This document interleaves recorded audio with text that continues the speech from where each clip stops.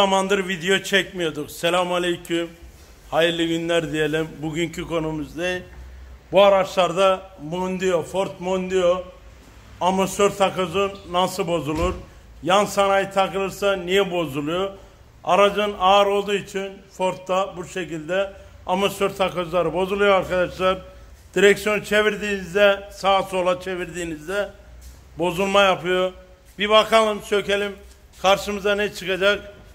Aracı sökme işlemlerine başlayalım.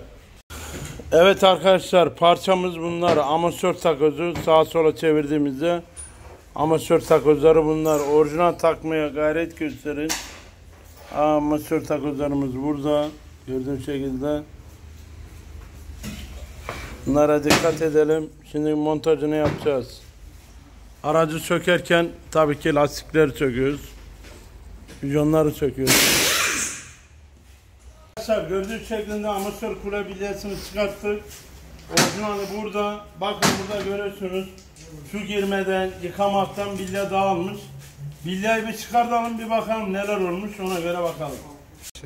Evet arkadaşlar, amortisör takozunu söktük. Aracımızda ne çıktı? Yanaş, bak. Bak görüyor musun? Amortisörümüz bozuk. Elle zor çekiyor. Bakın yağ patlamış. Bakın. Bak gördün mü? Evet arkadaşlar, amortisörü söktük. Takozu değiştirirken göster amortisörü, patlak amortisörü. Çukurlara sert girmeyelim arkadaşlar. Bakın görüyorsunuz amortisör. Yenisi de burada. Yenisini bastırmakta biraz zor oluyor. Bakın gördün. Zor basıyoruz. Evet çıkıyor. Ama bunda hiçbir şey yok. Görüyorsunuz bozuk.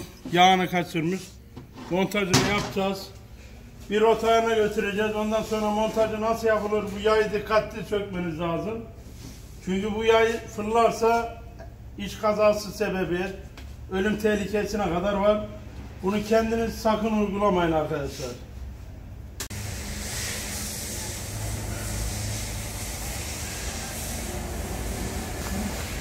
Al.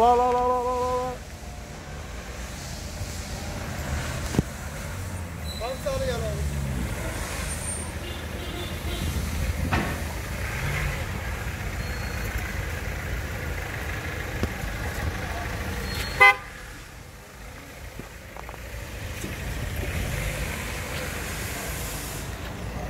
Altıncı blok ne taraf?